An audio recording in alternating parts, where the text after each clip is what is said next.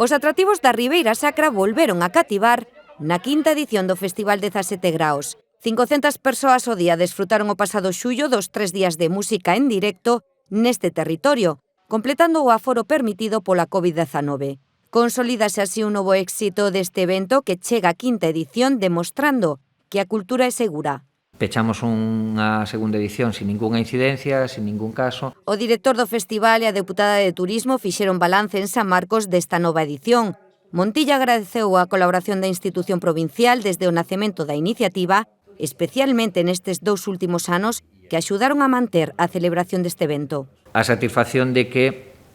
en este volumen de público no que pudemos traballar, de 500 personas, moitísimo público de fora, non só de fora da comarca nin da provincia, sino de fora de Galicia tamén,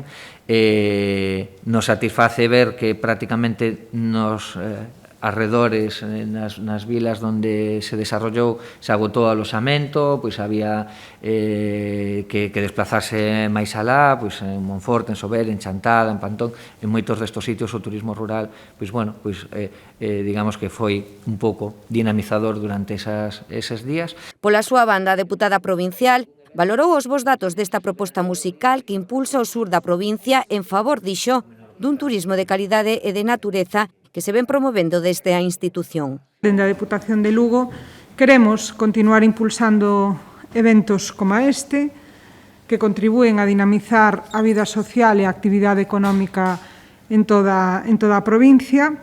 e que, polo tanto, pois son axeitados, sobre todo tendo en conta o actual contexto de crise que temos derivada da pandemia, provocada pola pandemia, e que contribúen, sobre todo, á recuperación dos sectores que se viron máis afectados, como neste caso pois son o sector da hostelería e o turismo. Según a organización, o público que asiste ao 17 Graos Ribeira Sacra faino cun plan de 2 e 3 días, atraídos polos concertos en plena natureza, pero tamén pola oferta gastronómica, cultural e paisaxística que ofrece este territorio candidato a ser Patrimonio Mundial.